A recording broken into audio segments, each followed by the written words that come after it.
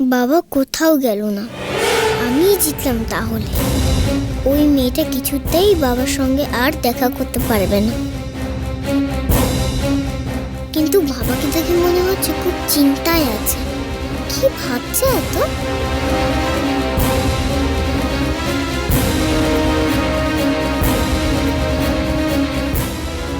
ও বাবা, কি ভাবছো গো?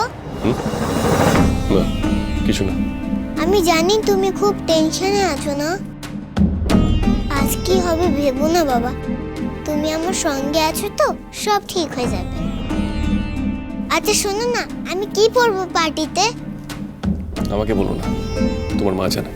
না বাবা, আজ তুমি পছন্দ করে দেবে। কি গো, দেবে তো? দেব। আমার ভালো বাবা। সরি বাবা মিথ্যে বলার জন্য। ডিম্পি, তুমি আমাকে এই কথা আগেও বলেছো, কিন্তু একটা কথা জেনে রেখো, সবসময় সরি বললে ভুল শোধরানো যায় না। তোমরা তো মিথ্যে বলার জন্য হয়তো অন্য কারোর ক্ষতি হয়ে গেল, সেটা তো ঠিক না, তাই না? দেখো, আমি তোমার বাবা, আমি সবসময় তোমার সাথে থাকবো। সত্যি? হ্যাঁ সত্যি। কিন্তু তুমি আজকের মতন ভুল আর কোনোদিনও করবে না, কথা দাও। করবো না বাবা। Good girl.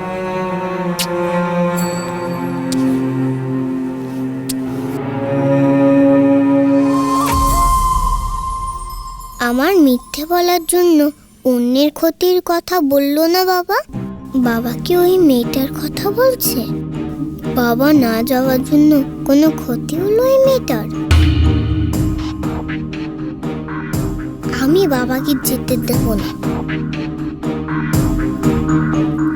ডিম্পি সোনা,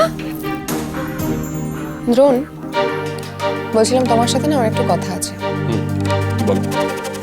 আজ সন্ধ্যাবেলায় পার্টিতে মেয়েকে তুমি প্রেজেন্ট করবে সবার সামনে। এতে আমার প্রেজেন্ট করার কি আছে? একটা ঘরোয়া পার্টি, তাতেও গান গাইবে, প্রেজেন্ট করার কি আছে? তাছাড়া এসব আমি ভালো বুঝি না। দেখো, তোমার ইন্ডাস্ট্রির লোকজন, তুমি ভালো করে ডিল করতে পারবে, আর এটা তো তোমারই ইচ্ছে। তুমি সবসময় আমার এগেনস্টে যাও কেন বলো তো? চাপ বাবা, কপালে আমি তোমার এগেনস্টে কখন কথা বললাম? আমি বুঝতে পারি না, তুমি আমার একটা কথাতেও রাজি হও না কেন? মানে সমস্যাটা কোথায়? তুমি আমার একটা কথাও কি আমি বললে তুমি রাখতে পারো না? ডিম্পি, তুমি যাও, নিজের ঘরে যাও। কেন ডিম্পি কেন যাবে? ডিম্পি এখানে থাকবে, ওর জানা দরকার। আর তুমি জানো তোমার মেয়ে আজকে কেন মিথ্যে কথা বলেছে? ও মিথ্যে কথা বলেছে তার কারণ ও বুঝতে পেরে গেছে যে তোমার কাছে সোজাসুজি চাইলে কিছু পাওয়া যায়। কপালে আমাদের মধ্যে কথা হচ্ছে, ডিম্পিকে টেনো না। চিনি সোম থেকে রবি প্রতিদিন রাত 10:30টায় স্টার জলসায় ও ডিজনি প্লাস হটস্টারে।